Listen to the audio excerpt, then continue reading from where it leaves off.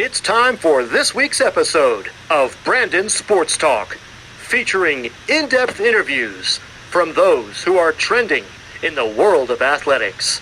And now, here's the host of Brandon Sports Talk, Brandon Pate.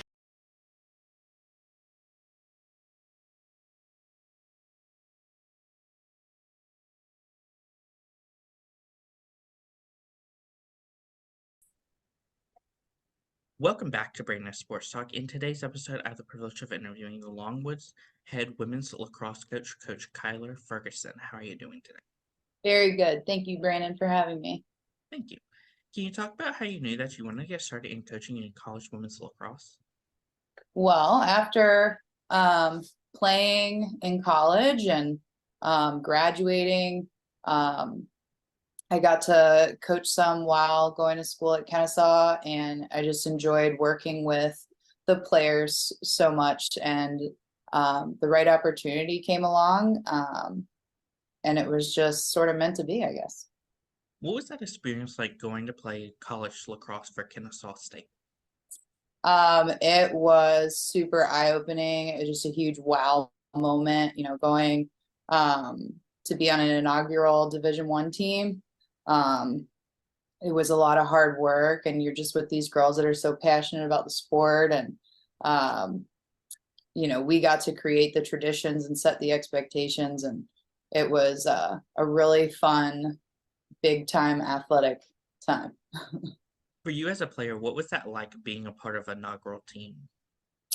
As a player, I just felt so blessed and fortunate to be in that position to,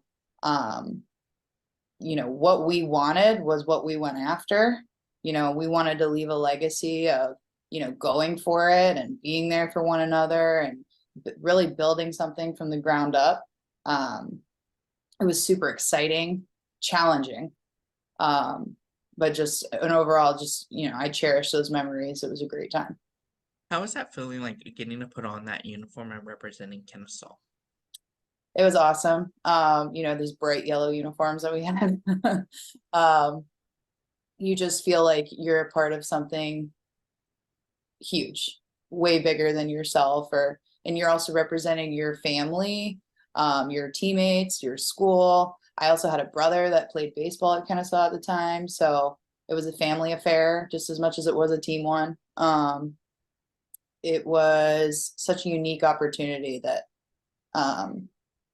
really some of the best memories. As a player, what were some of your biggest playing accomplishments? Can you repeat that? As a player, what were some of your biggest playing accomplishments? I was not, Miss Big Time all conference player. I was academic, very, very strong in the classroom and a learner on the field.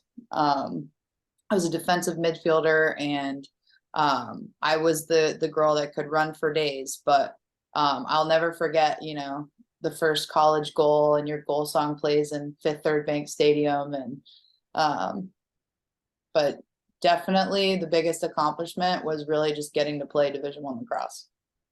What was that transition like for you from going from being a player to getting into coaching and coaching at your alma mater for the club level? That was really fun. It was like going from this startup Division I that, we didn't have a ton of wins on the scoreboard, to going right across the street to the Owl's Nest from Fifth Third, and you're with these girls that it's a completely different commitment level, but the passion for the sport is there and it's the same. So they were just having a ton of fun and enjoyed being around one another, and it was sort of like, a retirement home for Division I players would go over to the club team, and getting to coach them. I mean, it was winning a lot of games against schools in like the SEC before a lot of these bigger schools were adding women's lacrosse. We were playing Alabama, Ole Miss, Tennessee, Auburn. So that was a lot of fun being from the South and playing lacrosse. What was that experience like getting that taste of a head coach on the club level? It was awesome. You know, girls really responded to what you think and what you have to say, and then them executing these game plans and getting really positive results. Um, just really exciting, fulfilling. You get to have an impact. You know, these are women that come to you with real world problems, and they want you to have some answers. So it was some of my best friends, you know, and a lot of them coach at colleges now, and we're on the phone all the time, talking about our experiences, and it was awesome going from, you know, playing to then coaching and giving back to the sport. How was that experience like getting to coach against some of these big programs like Alabama that now have a Division I program? Well, you know, that would be like the Clemson, you know, playing against UGA was only an hour away. Georgia Tech was, you know, 20 minutes from us. And I'm hoping that they greenlight some of these programs pretty soon, but we were playing against UCF and South Florida, and you know, these are programs that are, you know, taking the lacrosse community by storm these days. So it was just a lot of fun. My last club game I ever played in was against Florida, and this is before they had a Division I team. So I had the time of my life against their number 23. So if she's out there watching this, shoot me an email because I'd love to catch up. We were going in the draw against each other and full field middies, you know, face guarding one another. So it was a good time. What was that experience like getting to go to Life University and become a head coach there? Oh, that was so fun. Nothing but wonderful memories, amazing people. You know, it's a health and wellness culture at the school, and they believe in vitalism, and the chiropractic community is just awesome. Amazing doctors coming out of that school. It had a real like grassroots feel, you know, starting that program from the ground up. Getting to do that as a coach after doing it as a player was, you know, my life just came full circle at 23 years old.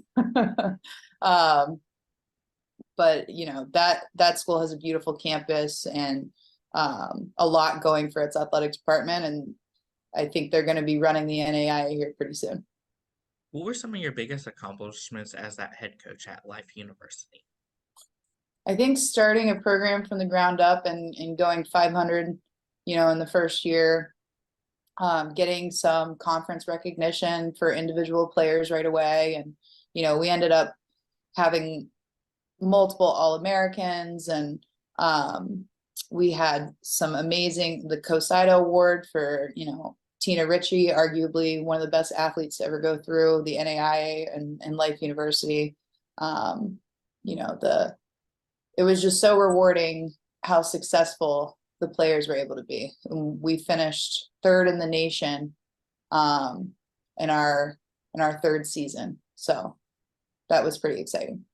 Coming from building a program like Life from the ground up, what was it like getting to become the head coach at Longwood? Oh, yeah. You know, I always thought, you know, starting a program at 23, I just wanted to build a dynasty and just, you know, be Atlanta lacrosse in the NAIA. And then the summer of 2022, Longwood called, and they were going through a coaching transition, and they were really focused on team culture and retention. And these are the reasons why I got into college coaching. I wanted to give girls the 4-year experience that they could really enjoy and cherish and have lifelong teammates that grow together on and off the field and throughout their lives. So the needs that Longwood had, I felt like were my strengths. So after talking to the players and getting to tour the campus, and you just fall in love with this small town in the middle of Virginia and want to do everything you can for these girls at the highest level. So it's been awesome. What was that process like for you rebuilding that culture at Longwood? It was fun. It was a lot of fun.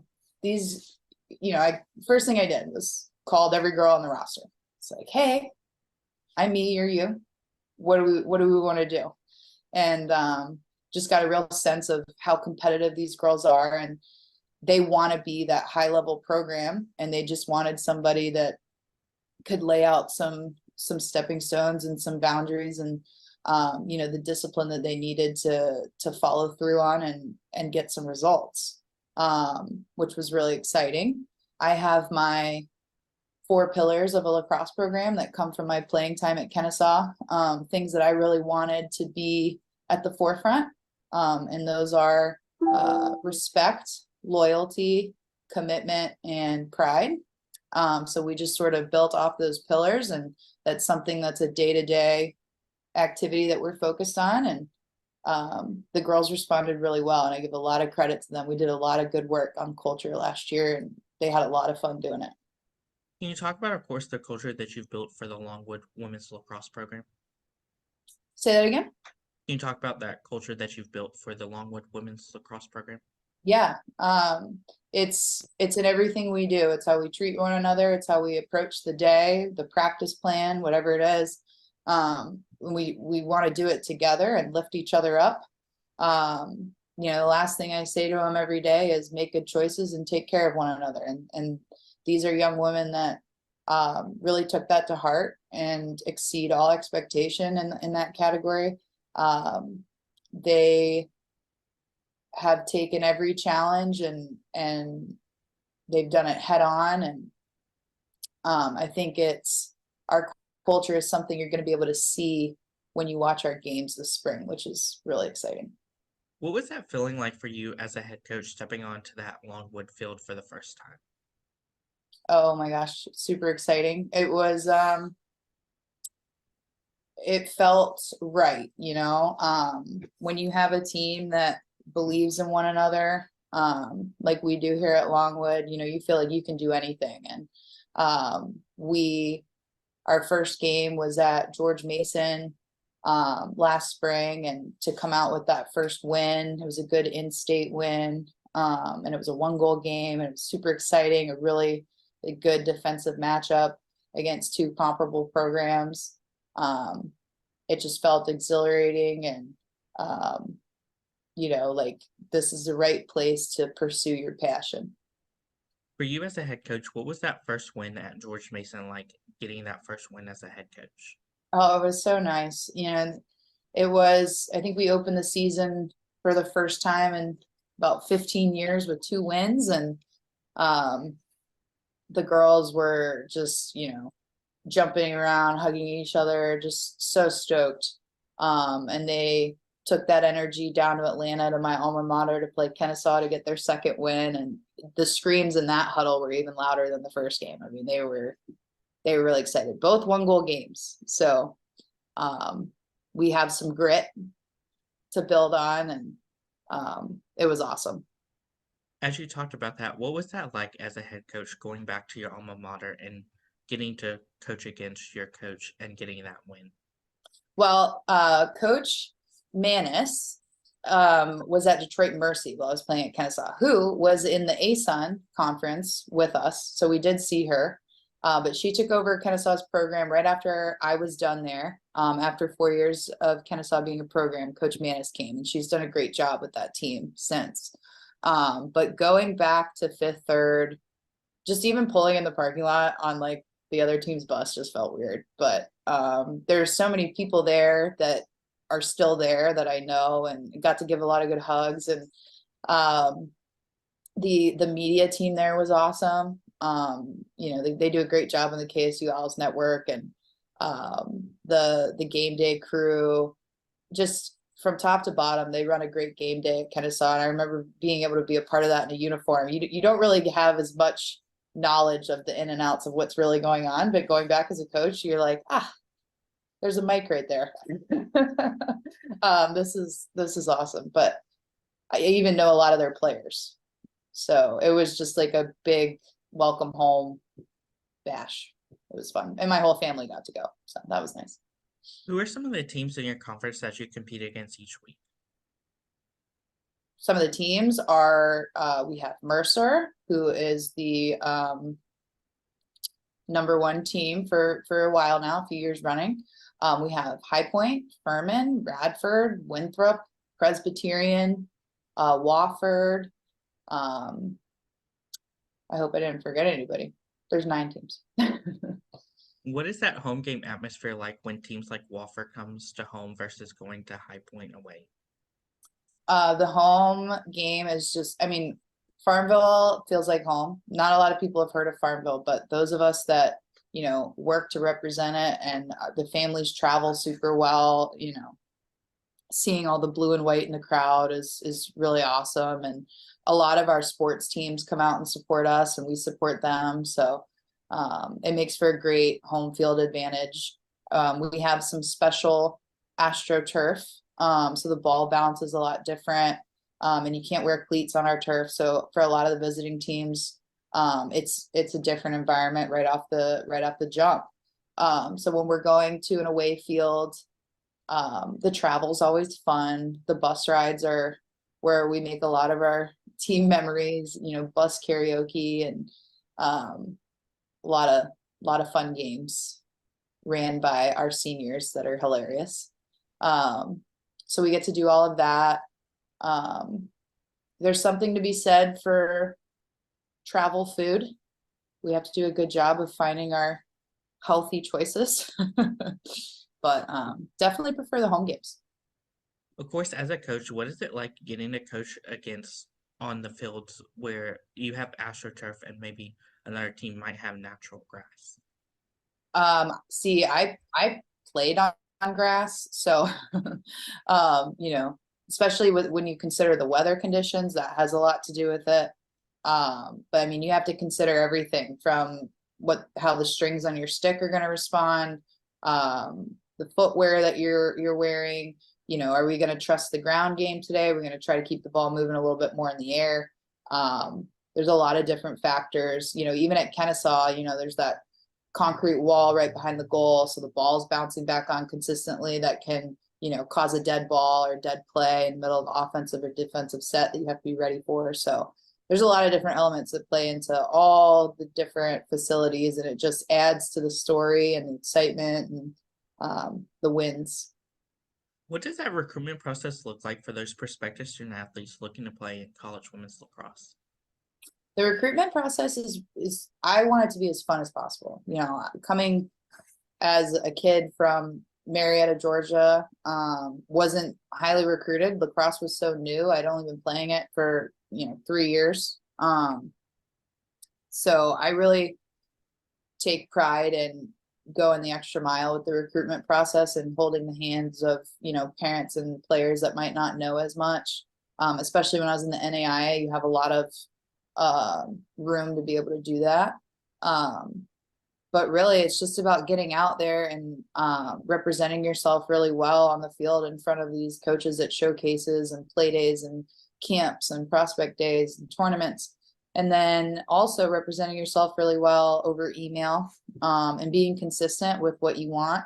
It's hard to narrow it down because there's so many awesome opportunities out there, but I truly believe, there's the right fit for anybody that wants to play a college sport, or be a part of a program. You just have to know what you want and go after it, just like everything in life. As a head coach, what do you look at in those prospective student athletes when on the road recruiting?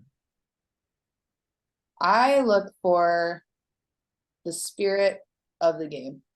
And that's, how much motivation and drive, how much do you love the sport? Because so much of your life when you commit to Division I is dedicated, to the game of lacrosse. So you have to really enjoy it. You have to want to watch it after you finish all your homework, and you got to put school first, but you got to have lacrosse, right in there, second or third to family. So, being able to see that passion come out on the field from these players and how they attack the goal and celebrate their teammates' goals, and just that hard work, hustle, athleticism, speed, and then the love for lacrosse. What does that official visit look like, and what is it like as a head coach getting to see them fall in love with the campus and the lacrosse field? It is, you can see it. There's a moment, and it just kind of comes across their face or in their parents' face, usually around the same time. But our visits look like, getting to see the school. We have the team take you around campus, or show you their dorms, and it's really hands-on from the team. And a lot of the times it's like the more time the recruit gets to spend with the girls, the sooner they commit. They're just like, wow, this is the team for me. They're just so fun and energetic, and they love it here, and they'll answer all your questions. By the time a kid comes back from hanging out with the girls, I'm like, do you have any questions? They're like, the girls always answer it a lot. So I appreciate them for doing that and doing such a good job. But our campus just has this really comfortable feel to it, and it's beautiful. The architecture is really nice, and they've done such a great job with the history of the town and Longwood. And there's a lot to fall in love with. So you just take so much pride in being in this position to represent such an amazing university in an athletic department. It's awesome. As head coach, what have been some of your biggest accomplishments this far at Longwood? Well, we had 4 wins last year, which I'm a very competitive person. So I think that our team did a really good job on the culture side, which was a big focus last year in retention. And now this year we're starting to ramp up the competitive edge side of things. We wanted that last year, but we just didn't get to where we need to be. So carrying that into this season. So the biggest accomplishments, I think we had, 4 all Big South players. We had the Big South Conference freshman of the year. I'm moving over so you can see our Big South trophy. That was a big accomplishment. Sophia Passa just showed up to show out right in the right part of the season. And she had an awesome team that supported her in that. We had some very good academic team GPA of a 3.6, which is very high. Our girls crushed it in the classroom as a team. And then the athletic department, we had the Longwood University freshman of the year, Sophia Passa again, and they actually honored me with coach of the year for Longwood. So that was really nice. Those would be the big accomplishments. As a head coach, what is it like getting to see your freshmen put on that Longwood jersey for the first time? It's rewarding. You go through, it's a lot more than them just showing up in August for moving. These are families that you've gotten to know for some time now. You've told them about your dreams and aspirations and your vision and what you want them to, all the joys you want them to experience, but also the lows that you want to help coach them through. And it's the journey's really just beginning. But we talk a lot about legacies and all the women that have worn this number before you, and you're now a part of their story, and they're part of your story. And we just want to continue to represent what we're trying to build together in the best light and show that on game days. So we're going to have 13 players this spring wearing a Longwood jersey for the first time. That's a big deal to us, and our team will be young, but just full of so much excitement and energy. And I know they're ready to take these challenges head on, just like they were last year. That's a part of our legacy, and they show up with a lot of class and grace, and I'm excited for them. What is it like to see those freshmen achieve those big moments, like those first points, those first career highs? Those are, it's what we play for, right? It's why we go to work every day, is to help lift these young women up to be ready for the big moments in life. And watching a freshman score their first goal or have their big save or transition the ball all the way down the field and get that assist, win their draws, have a great game, like really punch a stat line. That's the culmination of all of the hard work and recruiting process, and building a team with chemistry that supports even their younger players. It is very rewarding when hard work pays off. What is it like as a head coach seeing those seniors put on that uniform for the last time? Oh, we every time we bring it up with our team, it's always like, oh, we love our seniors so much. It's also rewarding, it's a culmination of exactly the opposite. All the blood, sweat, and tears, and all the highs and lows, and the hugs, the schoolwork, the weight room, the lifts, everything just, and then you put on this jersey for the last time. You never know when it's going to be your last time either. Hopefully it's senior day or the final game, but it is a time for some good reflection, honor. It is sad though, I'm not gonna lie. We grow to love one another here at Longwood. So we miss them, but it's nice to watch them take their next steps in life and go after their next goals and join our alumni network, which is one of the most powerful in the country here as a part of women's lacrosse. As a head coach, what is it like seeing those players go on and playing professional lacrosse, whether it's Athletes Unlimited or the US route?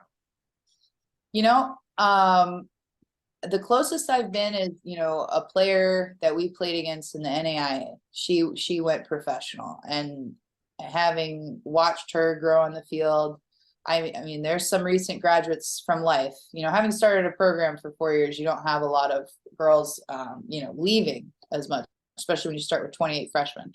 So I'm just getting to the point where we're having graduates and alumni for that team, but I could see a few of them doing it.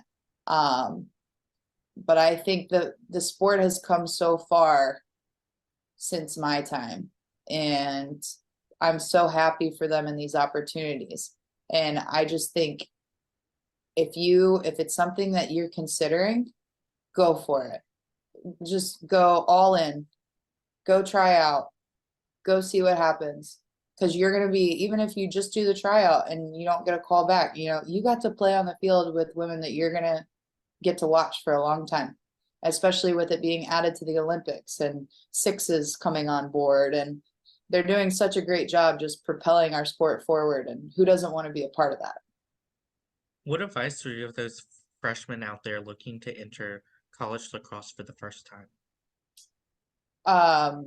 I think, again, go for it because it's so much fun. And the people in our lacrosse community are so knowledgeable and well connected and supportive, and everybody just wants to grow the sport. And it just makes for an awesome culture to be able to be a part of. Anybody that can play a sport in college should do it, because you go in with these built-in friends, and it's beyond just the current roster. It's people that have played for that team before, and people that have coached that team before, people that have worked in the administration.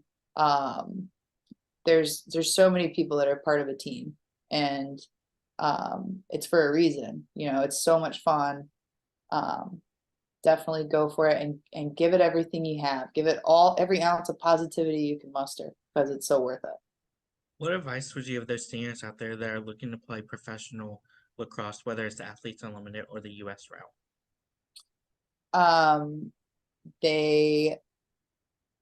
What a game. It's so fast. So make sure you get your workouts in.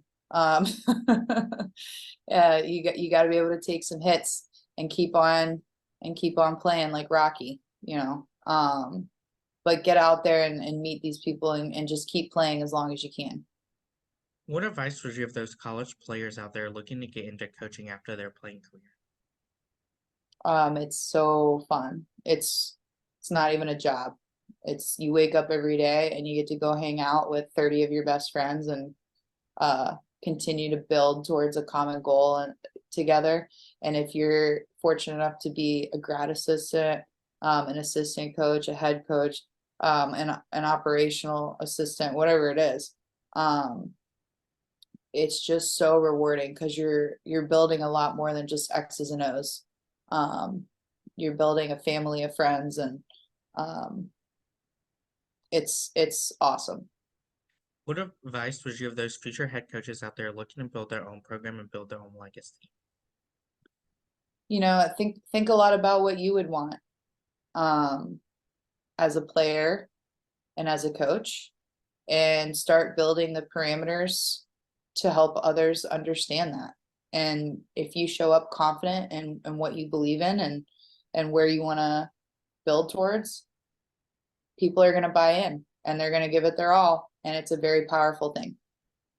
That's great advice. Where can my listeners find you at on social media along with the Longwood Women's Lacrosse Program at? I am a social media recluse. I do have a Facebook, so you can find me there. Thank you to my college teammates for making that for me. But that was back before GroupMe, when you had to use like Facebook groups to communicate. But on social media, you can find Longwood Women's Lacrosse on Instagram and Longwood WLAX on Twitter, Longwood Women's Lacrosse on Facebook. Give us a follow and check out our content. We're having a ton of fun. Thank you again, Coach Kylar Ferguson, for your interview, and best luck in your future at Longwood as the head women's lacrosse coach. Thank you very much, Brandon. It's awesome what you're doing, and I'm just really happy to be a part of it. Thank you. You can find Brandon Sports Talk on Instagram at Brandon Sports Talk, Twitter at @talk_Brandon, and you can find me on YouTube at Brandon Sports Talk. Don't forget to like, comment, and subscribe. Thank you again, Coach Kylar, for your interview. Best luck in your future. Thank you, you too. Bye-bye. You've been watching Brandon Sports Talk. Please feel free to like, share, and subscribe to Brandon Sports Talk on social media and on YouTube.